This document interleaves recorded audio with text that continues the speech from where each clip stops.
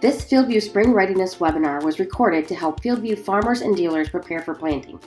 This table of contents was added to provide the ability to view specific content that was presented on the original webinar, April 6, 2020.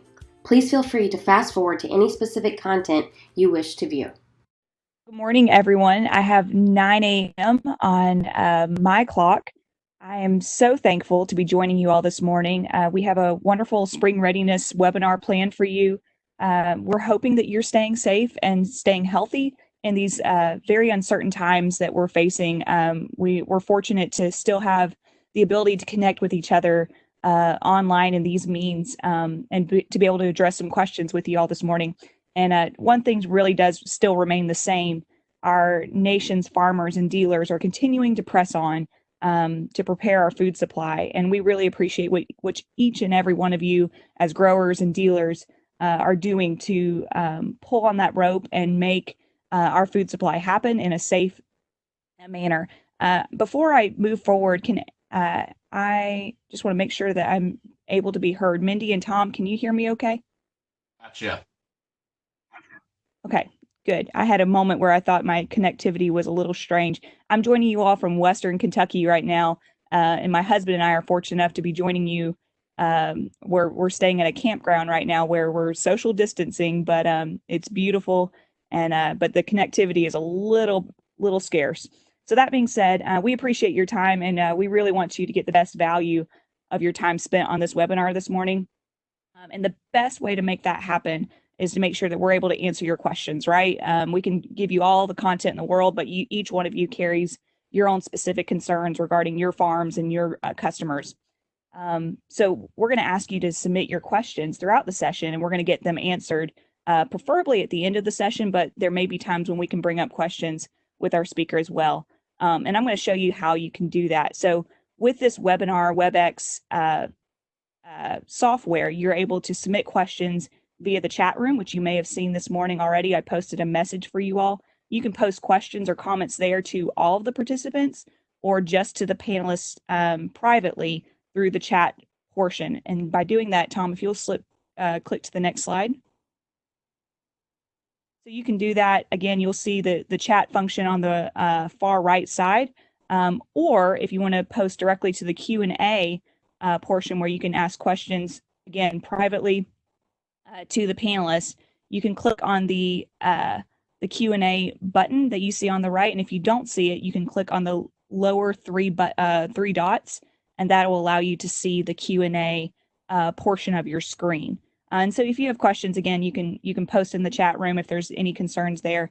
One other thing I want to call out, because for some of you, I'm sure you're thinking, I've got kids in the background, I've got dogs, animals, so on. You are muted and your screens are not visible. So no worries there if kids are hollering or if dogs are barking, because we can't hear you or see you. So no worries there. We are recording our session today, our presentation today, and that will be available to you later on, along with some other great resources for your time. And so I'm going to introduce myself and our speaker for this morning. My name is Valerie Sled. Tom, you can flip to the next slide if you can. My name is Valerie Sled, and I'm actually new to the Climate Learning and Development team. And then with us this morning is Tom Versman. Tom has several years of experience with climate, but in particular, in the last couple of years, he's been a field product specialist, working specifically just with our climate customers in the field. And he's a great resource for getting you ready this morning for spring readiness. So with that, Tom, I'm going to go ahead and give a brief commercial because while you may have a lot of answers for this morning, if you still have questions after our webinar, we need to give you a resource to turn to, right? And so with that, if I'm going to give a commercial to our Knowledge Center, if you'll flip to the next slide. Thank you. So one of the many resources that we provide you with beyond just our webinar series, right, is our Knowledge Center. And if Knowledge Center is probably one of the best kept secrets of climate I can see thus far. It's a very valuable resource to you if you have any specific questions regarding your equipment, compatibility, so on and so forth. And you can go to Knowledge Center by going to support.climate.com. Tom, you can flip to the next slide there. Thank you. And so when you go to support.climate.com, specifically opening your Safari app via your iPad, you can actually make support.climate.com, our Knowledge Center, an app on your device. That way you don't have to remember that URL ever again, right? You can go straight to your icon on your iPad screen. So when you open Safari, using Safari, go to support.climate.com, and then you can click the share button, which is found in the right-hand portion of your screen, top right, and you see that little square with the arrow. Click on that, and that will allow you to add the URL, the support.climate.com, as an icon to your screen. If you'll flip to the next, there we go. Yeah, so you'll see the little square over here that says add to home screen. You can click on that, and that will make an icon for your screen. You can edit the title and say Knowledge Center or questions to be asked for climate, whatever you want to title that.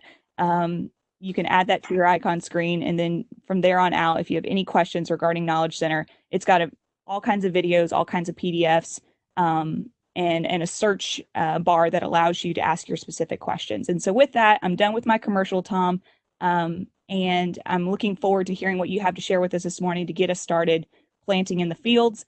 Oh, yep, and this is one more slide to kind of give you an idea of what all is covered in Knowledge Center. Again, you can search for keywords in that top bar like I shared.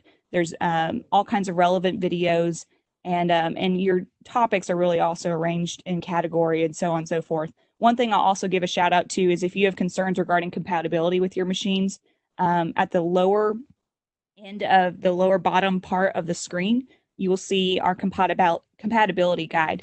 And that's something that we're highlighting a lot recently because it's really helping folks get ready with their equipment and making sure that everything's going to click in the field. And so with that, Tom, thank you for clicking through those slides. I'm going to pass it over to you and help let you get us ready for planting this morning. You bet. So good morning, everybody. Thanks for taking the time to join us today. And thanks to Valerie for kicking us off. She's been a wonderful asset to our team, and having all the help we can get from a training perspective is one of the key successes, I think, for our team long term. So thanks again, Valerie, and really appreciate everything you're doing. So for all you on the phone, my name's Tom Versman. I'm a field product specialist. I cover Missouri. I've been with Climate for almost 5.5 years, and then was on the legacy Monsanto Bear side for 2 years prior to that. So kind of scary to say, but almost 7 years total. Today, what I want to kick off is just jumping into getting ready for planting, going through a few things. We'll do a live demo, but first off, let's jump through a few slides here just to kick things off. So right off the bat, what I like to do when I'm getting my stuff ready to go and getting, whether I'm doing a plot or out in the field, first things first, let's make sure my apps are up to date. So to do that, just check out your app store on your iPad and just ensure you don't have any updates. You can do that just by clicking the updates tab down at the bottom, or if you're running iOS 13, you actually can click your picture in the top right, and that'll give you the updates there if you pull it down to refresh. It's usually automatic now, which is great. So hopefully that avoids you from having to do it. But again, just be safe. Check the App Store for any updates. Most recent version of the Cab app is 9.0 that was recently released, and then 6.8.1 for the FieldView app. So we got those two apps listed up there. One call out real quick. When it comes to iOS, we're looking at 12.0 through 13.3.1. iOS 13.4 is out as of right now. However, we're just doing some testing to finalize the compatibility piece. We read online that there were some Bluetooth challenges, and we just want to make sure we give our customers the best experience before we recommend updating to 13.4. If you've already updated to 13.4, just continue business as usual. Run with it. You'll be all right. We haven't run into anything yet. But again, if you haven't, hold off. We just want to double check and send out an announcement to ensure we're clear there. So again, Cab app 9.0 and the FieldView app 6.8.1 are the latest releases to date. So next step, right? new users, existing users, equipment changes. Is your equipment compatible? Let's walk through a little bit of that to determine, using some resources on the Knowledge Center to know, hey, is that planner I have compatible? Is that new planner I have compatible? So let's jump right into it. So first off, when I'm on farm, or if I'm talking to somebody on the phone, there's a few things I'm looking for to ensure FieldView compatibility across the operation. So rate control system number one. So when I look at a tractor planner, does the rate controller that controls that planner have compatibility with FieldView? Do you have a compatible GPS? And do you have a compatible display?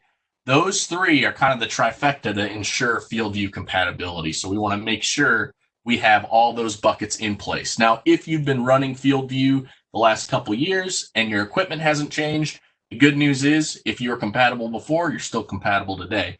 But if you're new or equipment has been upgraded, we want to make sure we run through this and ensure we have that compatibility.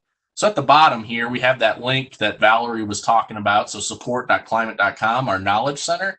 And if you search machine compatibility, it'll bring you a nice list and even the compatibility guide or checker, excuse me, to walk through. And I believe we're going to have some slides on here to walk through that as well, just to show you what it would look like. So once we get to that compatibility checker at support.climate.com, scroll to the bottom of the screen, select Climate FieldView Drive Machine Compatibility Guide, and we'll want to click on that compatibility checker. And it's a really nice tool.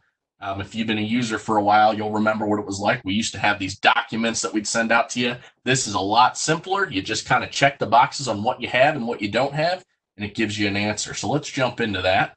We've got our download all the guides, or right there at the bottom, let me get my mouse over here. You can see utilize our new compatibility checker.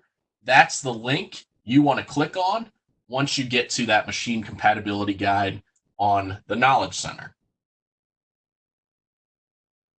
So with that, I'll tell you what, I'll jump over to it on my iPad here just to pull it up and show you where that link is. But let me switch screens.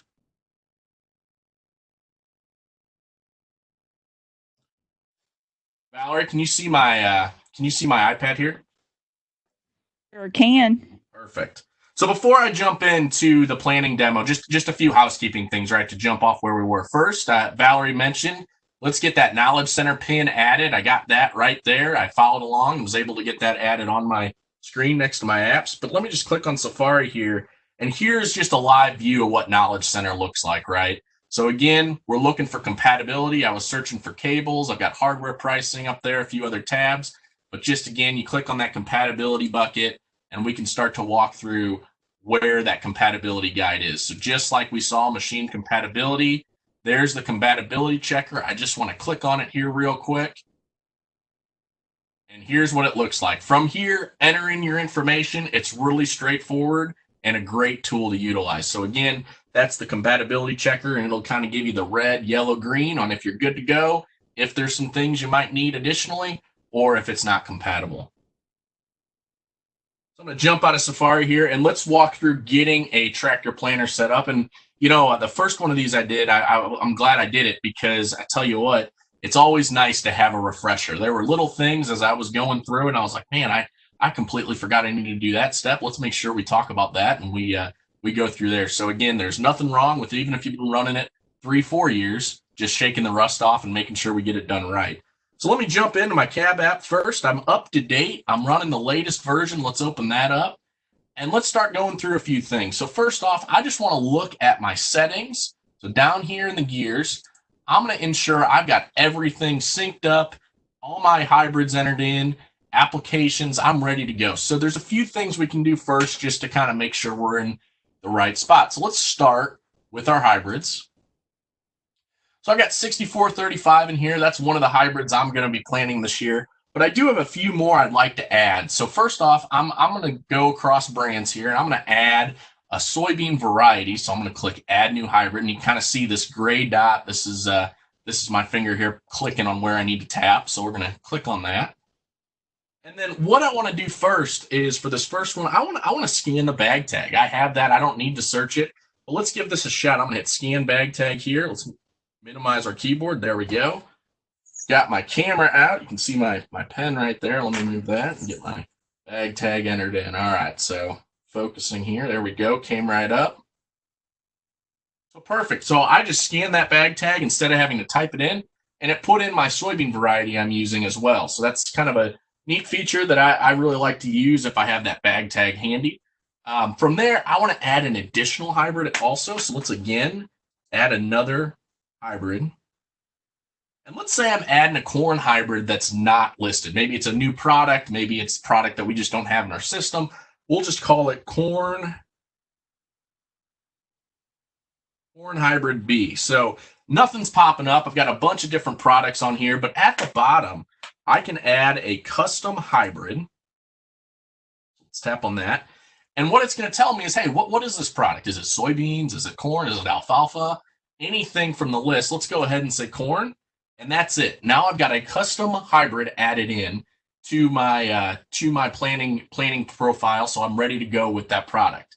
The nice thing about adding them, if they're in there using the actual product name, is if you see over here, you get the brand they're associated with, and then for the custom one, it does say custom.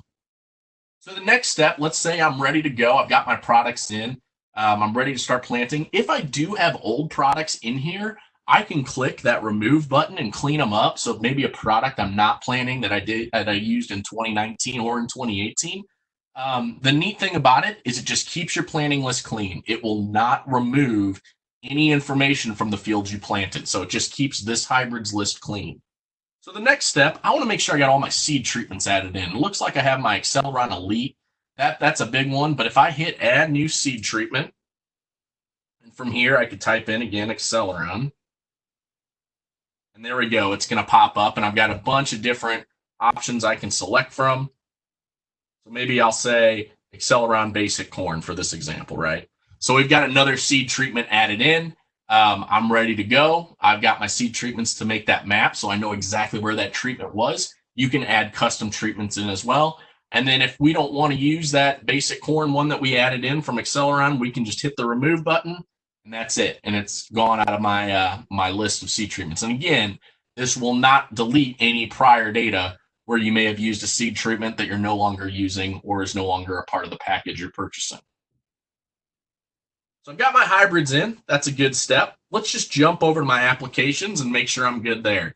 So from here, you could add your anhydrous ammonia, for example. I've got Extend with PowerMax added, but it's a little bit different than entering in hybrids. So if I add a new application, and let's just say I'm entering in another Extend product, so another Extend tank mix, I'm going to hit next. And it's going to ask, is this granular or is this liquid? We'll go ahead and hit liquid, and we'll hit finish. And just because I typed in Extend doesn't mean it has the products in it yet. What that is an umbrella for the products that you're going to put in that tank mix. So from here, I can add the product in by searching the AgX database. So you got a little more setup to do before you get to that final point where you're adding in the products across the board. So I've got Extend-A-Max added to this example. I would add my base rate. So let's go ahead and say 15 gallon. And then from here, it shows gallons next to Extend-A-Max with Vapor Grip, but maybe we want to change that to ounces. And then we could add in what our rate would be there. So if we said something like 22, I believe off the top of my head is the right amount. I can't remember if it's something I should have thought about. I believe I'm right there. Keep me honest there, though, in the comments. But with that, I've added in my information. I could save it, or let's say I made that mistake, right? 22 ounces isn't the right amount. I can just remove that application altogether, and now it's not on my list. So you could save it, remove it. I've got my Extend with PowerMax right here. I can make a change from last year if I had to. So I've got my 15 gallon, 32 ounces of PowerMax, and 22 ounces of Extend-A-Max. So you've got all that information there. And when you make that application, you know exactly where that product was on the field and what product it was sprayed on. So you have that record of spraying. If you're actually working with someone who's doing the spraying for you and they're using FieldView, they can share this information as well. Just make sure you ask that question if they're running it. But if you're doing your own spraying, I got my applications added in. The second piece too, just jump down to prescriptions. It's always nice just to review these. I've got a handful in here from scripts that I've looked at or scripts that I've run in the past.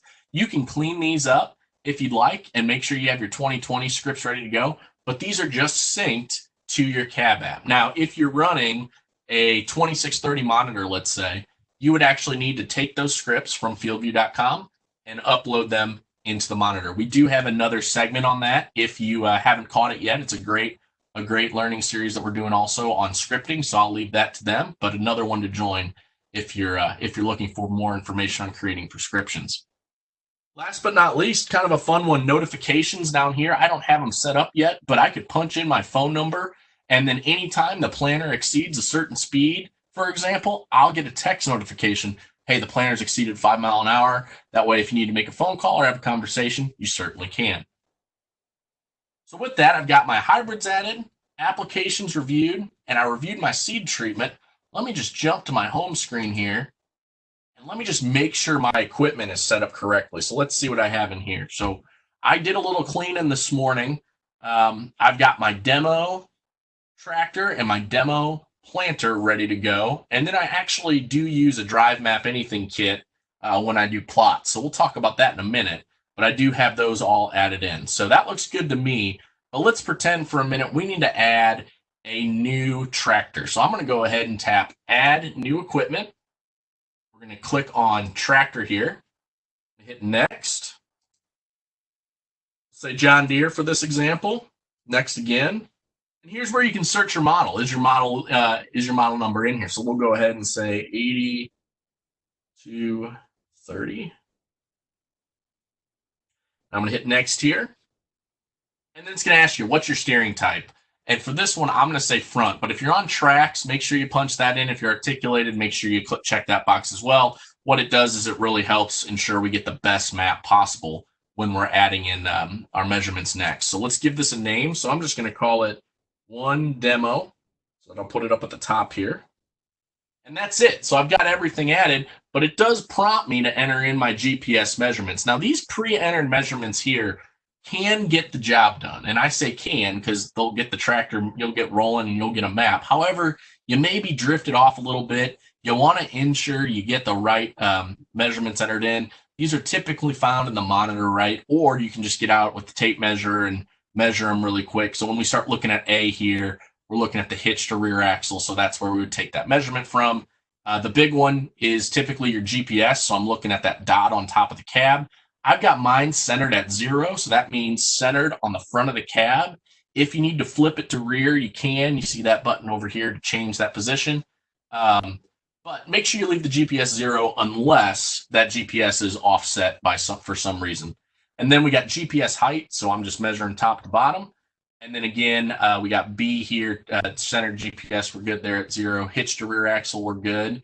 And then rear axle to GPS, right? So that's that measurement centered up with the GPS line. So pretty straightforward measurements here. Just ensure you get those entered in. So we're going to head and hit done and leave those as is for now.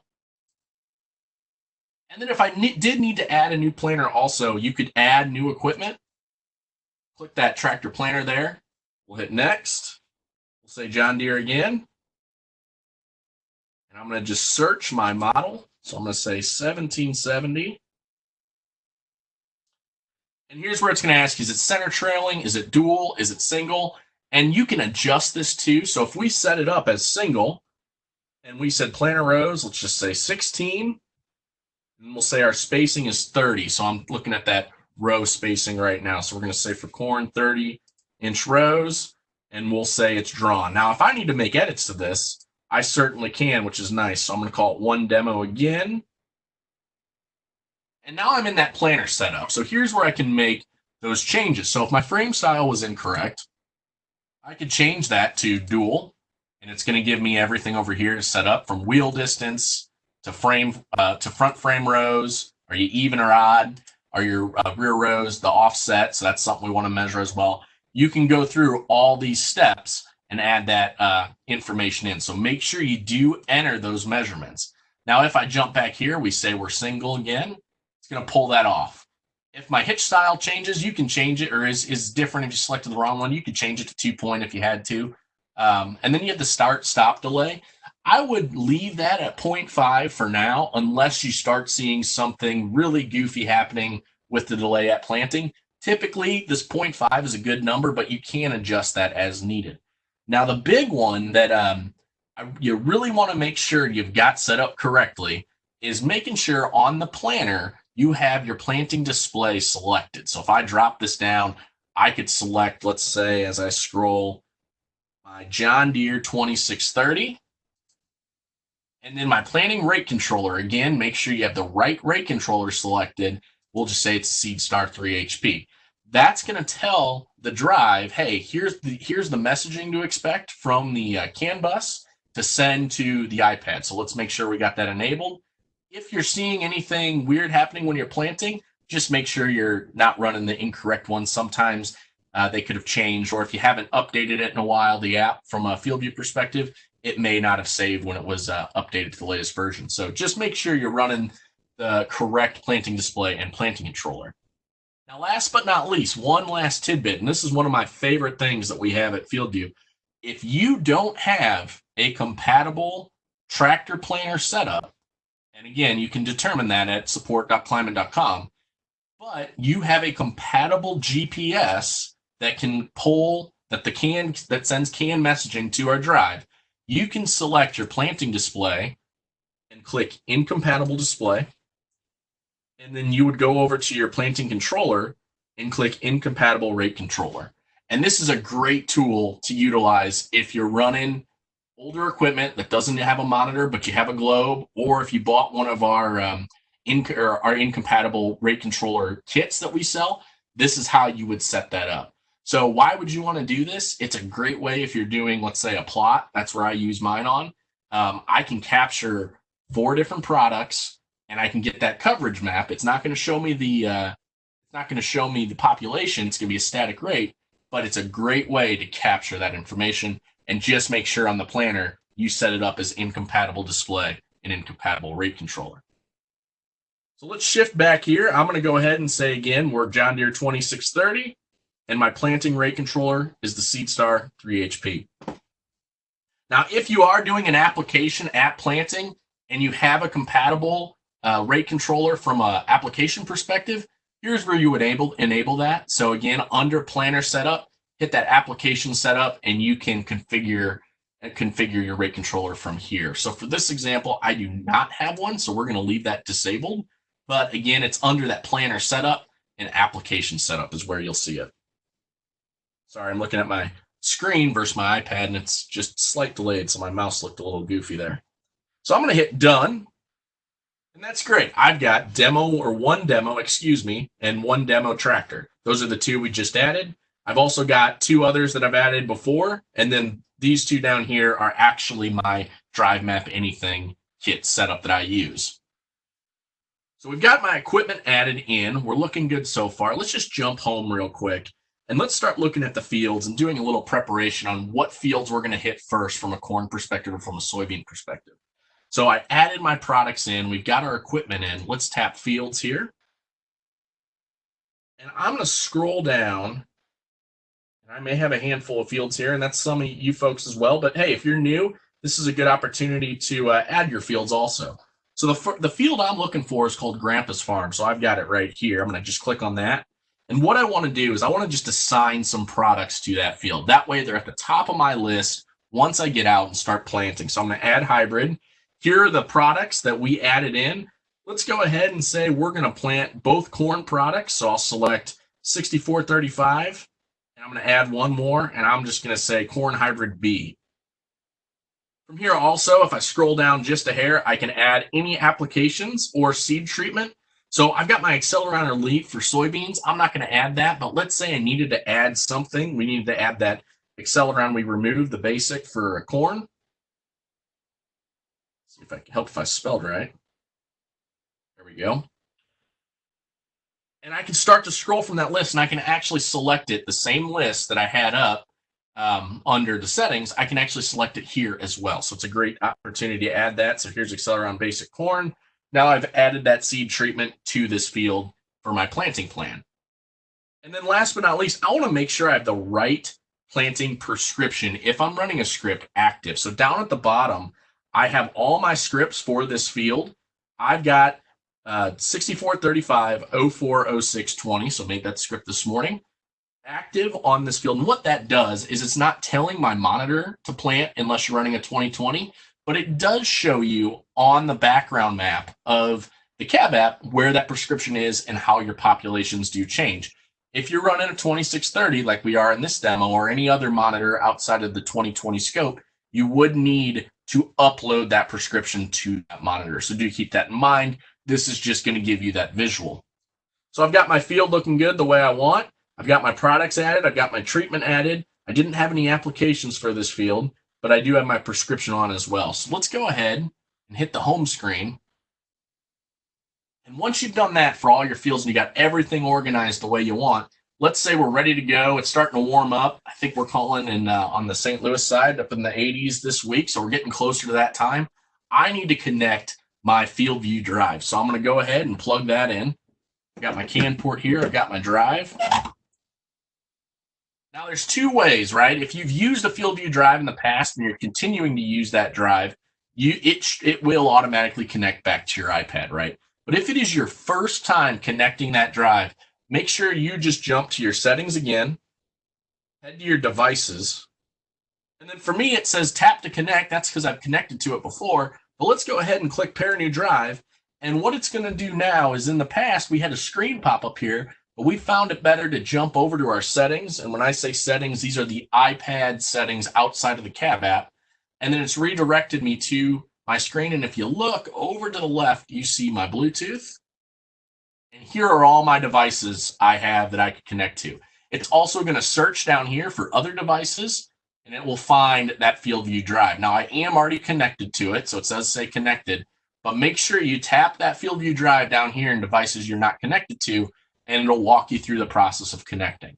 So once you see that connected label next to your drive, double tap your home button and toggle back over to the FieldView cab app. Now what you see here is tap to connect in the right corner. Let's go ahead and click on that. And I've got my green check mark, drive connected. I'm good to go. Now, one thing to keep in mind, if your drive connects and it does disconnect, you may see it flicker a couple times, right, when it disconnects and reconnects. So what that means a lot of times is your firmware is updating. So just keep that in mind. If you start going right off the bat, the firmware might update while you're going, and you might just get a quick disconnect and reconnect. So it's best practice just to wait a few seconds, make sure you're good to go from there. So I've got my drive connected. I've got my hybrids and applications and seed treatment added. I've got my fields ready to go. Prescriptions have synced across, and I've got my scripts uploaded into my monitor. So the next step from there, let's just make sure we have the right equipment active. So for example, if you used your FieldView Drive in your combine last, it's going to default to that combine. So make sure you come into your equipment settings and set your equipment to the correct active equipment, right? So the last piece of equipment I used was my Map Anything kit. So those remain active, but let's make sure we set demo active. It's going to say, hey, do you want to make this the active tractor? It would say yes. And then let's set the right planner too. So let's go ahead and do that. And that ensures you've got the right equipment active up here in the top with the green check marks. So we're good there. Let's hit our home screen. Now do keep in mind the drive I do have is not connected to any real hardware, so it's not going to show the tractor like you normally would see on the field. But I'll pinch zoom out just a little bit. And this is one of my grandpa's fields up in Mount Carroll, Illinois. And from here, I can enter in the information I want to make active. Whether I want to look at my hybrid or drop pins, look at everything to the left. Let's go ahead and tap to enter the hybrid.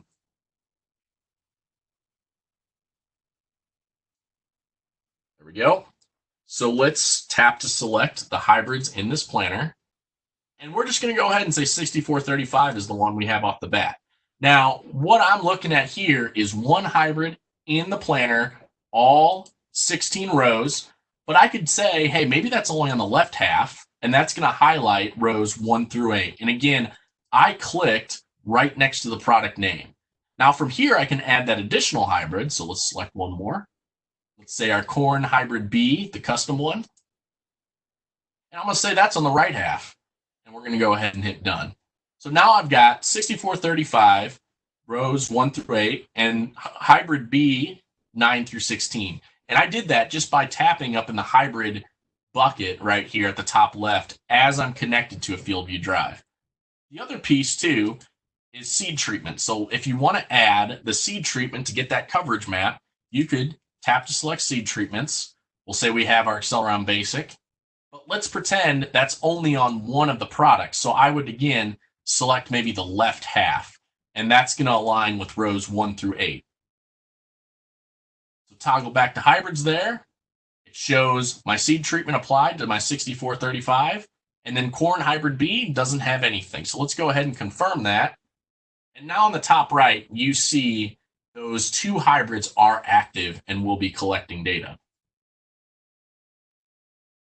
A few other things just to note, you can edit the field counter on the side. So if I click the edit button, I can edit my metrics pane and I can add different pieces of the puzzle. If I want to add, let's scroll down here.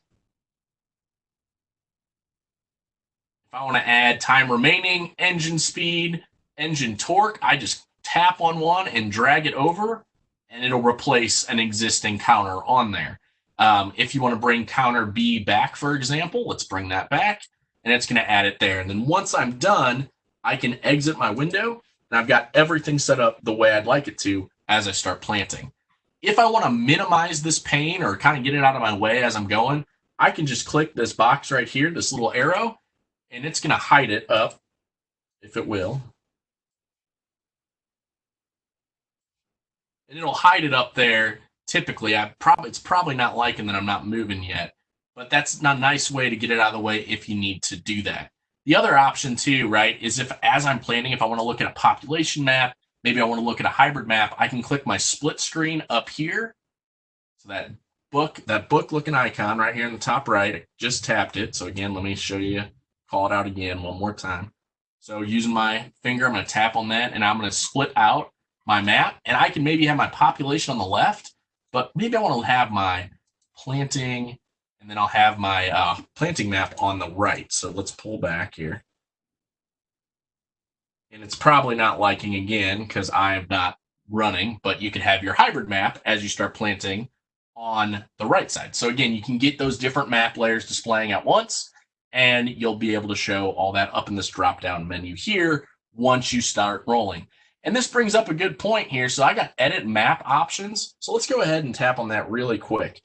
And this is an area where if you don't want field boundary detection to prompt, that's something we get a lot of questions about. I can mark that as auto or disabled, and I can actually get into running without having that prompt come up. Now, the one watch out there is if you do that, so let's say we disable field boundary detection.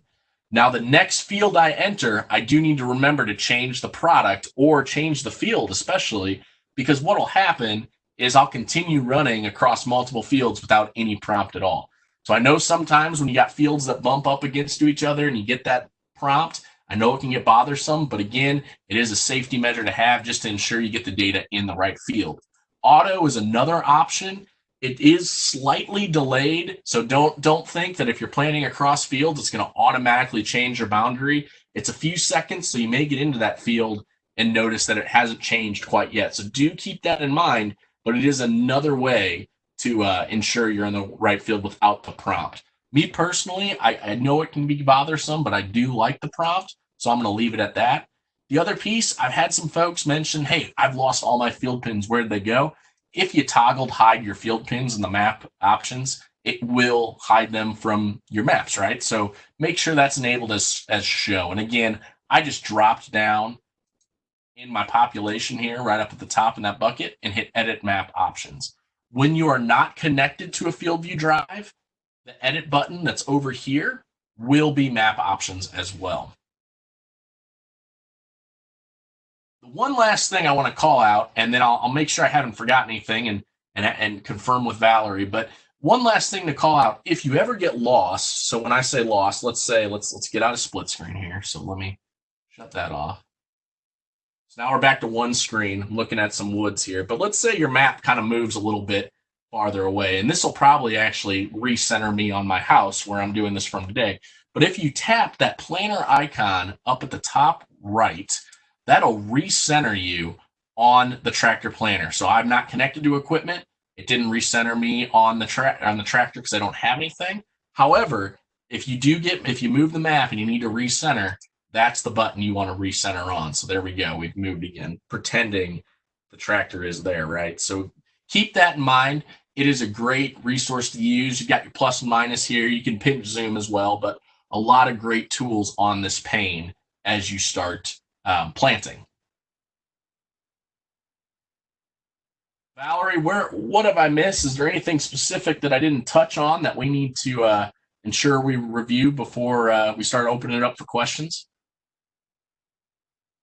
Thanks, Tom. You've done an excellent job covering our webinar content for this morning. There's one question right now that I'm entertaining, and I'd like you to weigh in. So the question was asked, why can we only have 4 hybrids entered across a planter in the CAB app? Yeah.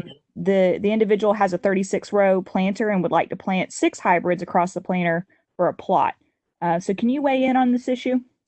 Yeah, no, that's a great question. So I totally get it. I understand where you're coming from, and would love to have that feature myself. We've always focused on 4. I believe if and keep me honest here, a lot of monitors too limit you down to 4 products. And what that does is in most plot setups, at least that I've had the luxury of doing, those 4 numbers tend to align in most common setups, right? So I don't have the end all be all answer to that question, Valerie, but no, it's a good one, and it's the way the app's programmed to operate at this time. I think it's good feedback to provide to our team that, hey, we got folks wanting to add more rows or more numbers than just 4. Absolutely. But it's kind of the way we're set up and the app's running today. I'd welcome other panelists to weigh in on this if they have other perspectives. We're actually fielding some questions right now with your counterpart Andrew right now, Tom. So we're trying to figure this out. Sure. Was that the only question out there? The one on multiple hybrids? We have another question. We wanted you to go back through setting up a new field. We have somebody on the call, just like myself, who's new to climate. And if you could go through the steps one more time in slow motion of how to set up a field. Sure, absolutely. So let's say that for that example, maybe we acquired new ground or we don't have any fields mapped at all. If I tap the fields button in CAB app, and this is kind of neat, I can map that boundary while I plant. So I'll go ahead and hit add new field down at the bottom, and I can give it a name. Let's call it one new field. And the reason I'm putting that 1 there is just to keep it at the top of my list, right? From here, you would enter your client. So if I'm looking for a specific client, I'll just say example. And then I would enter my farm. Now I do have a list. You can customize these, whatever you want to call them. You can enter in that hierarchy. So I'll say example farm here. And I'll click add. And there's my 1 new field at the top. That's all you have to do. Now, the one thing to watch out for is I do have this little question mark here. And that basically says, hey, there's no boundary associated with this field yet. But if I make that field active and go plant, it's going to draw the boundary as you plant. And then once you're done, that boundary will tighten up to the data and it will adjust to what you've planted in that field. And now you've got your field boundary. The other option, if you want to actually add the field boundary, is you can go to climate.com and you can manually add those boundaries as well, and they will show up on this list. But if you're getting ready to plant and you maybe forgot to add that field or you didn't have time to add that field, this is a great solution to adding them on the fly in the CAB app. And again, let me just one more time, I'm going to head back to my home screen here. I hit fields right here. And then down at the bottom, I'm hitting add new field, and that brings up the prompt to do so. Good question. Great job answering that, Tom. And forgive me for steering you wrong about the field detection boundaries. What I meant to ask was for you to discuss field detection boundaries again. And then I've got a few more questions for you. Sure. So let's jump back to the map. So if I'm understanding it right, Valerie, you're talking about the prompt, the auto, or disabling field boundary detection altogether. Is that correct? Yes. Perfect. So there's a couple ways to go about it, right? I am connected to a FieldView Drive, and I drop down my menu up here where it says population. You'll see edit map options. And if I click on that, it's going to show me my field boundary detection. And from here, it's going to prompt. So it's going to say, hey, you've entered field XYZ. Do you want to make it active? If I leave it on auto, it's going to automatically change my field with just remember a slight delay. And then if I leave it on disabled, I'm going to have to remember every time I change fields to make the correct field active. So it's not going to prompt me. It's not going to automatically change. It's just going to be, hey, I'm at that field. I need to manually make it active. So that's under map options. You can also change that setting. Let me hit my home screen here. If I disconnect settings here, hit my devices, and let me disconnect from my drive. So right now, if you're following along and you're not connected to a FieldView Drive, let's go to that same map screen. Up here in the top left corner where this is minimized, I can show this pins and regions, and then right below it says map options. I can click it up there as well. So a little bit faster area if you're not connected to a drive, but it brings up that same screen where I could select field boundary detection down in the bottom right and change it from prompt auto to disabled. Again, both under the map screen, just look for the map options, and that's where you'll be able to make those changes.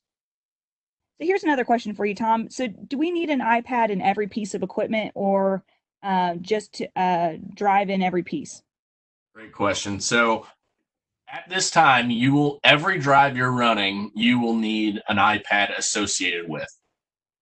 Now, if you don't have an iPad handy, right? Let's say you got 2 tractor planters and you don't have an iPad handy, do not put the drive in that one where you're not running the iPad. Run the drive and the iPad in the other one, and then we could always data upload the monitor information later. But if you want the in-cab visualization with the FieldView Drive, you need an iPad associated with it. Question. Here's another one, Tom. Can you set up 4 different fertilizer blends to be applied out of 4 different tanks on an air seeder? That's a good question. I have not tried that before. I would assume if I went to, I don't want to give the wrong answer there, Valerie. Let's can we respond to that one after the fact? I just want to make sure I have all the cards in the right place. Tom, I'm going to interject here too and just say that we do have a FieldView sprayer and application setup webinar. The next one runs at 5 p.m. tomorrow. And so if you want to look for other offerings for that, go to our events.climate.com webpage, and you can see all the other webinars and other times that that webinar as well as others are offered. I appreciate that, Mindy. Yeah, no, apologize. I don't have a good answer to that one off the top of my head, but we will definitely get an answer out. And then, as Mindy said, we have the other webinar that'll dive deeper there as well. But we'll make sure to respond with the correct answer. I just don't want to assume and then tell you something wrong. It's okay, Tom. I'm looking through some more questions here, just for the use of our time. And again, folks, feel free to bring up your questions, any specific concerns that you have. From your home screen in the Cab app, when you go to Fields and enter prescription, will that automatically select your trials if you have a prescription applied? So in that example, you're running a script across the whole field, or you're running a specific trial in the field? I guess does that make sense? I guess because when I think of that outright, I think of having a plot in one part of the field, and I think of having the rest of the field scripted. So if that's the case, I would probably have that plot mapped individually, and then I would run the script on the majority part of the field, right? Build that script for that field, and then if I was running a trial, I would build a script individually for that trial. I don't know if that's the question, but I guess that's where my mind goes. Maybe there's some clarification there, Valerie. You answered it, Tom. That was spot on. Thank you. While we're waiting on questions, one other thing I'll just pull up because I was looking at it earlier. If I go back to Safari here, it's a common question, and let me close out of this. But I just wanted to show the cable and hardware pricing sheets, and more or less not necessarily the pricing component, but just all the cables out there. So do ensure you go through that compatibility checker, because with the expanded compatibility we have in the marketplace today, you know, the days of just plugging in on a John Deere tractor planter or a Case tractor planter, those are way behind us, and we have a lot of different compatibility out there. Just make sure you run through that, and it's really neat. What it'll tell you is which part number you need to purchase if you do need to purchase an additional cable, and that's how we can achieve this compatibility across as many different pieces of the puzzle we have today. So just keep that in mind. It's one that it slips my mind a lot. Hey, let's make sure we get the Case cable in there for tractor planter. Perfect example. So again, just keep that in mind if you're running one of those combinations where you might need a cable. And again, you can check that at support.climate.com on the compatibility piece. So just one of those other little tidbits of information that is easy to forget. So keep that in mind when you're looking at harnesses.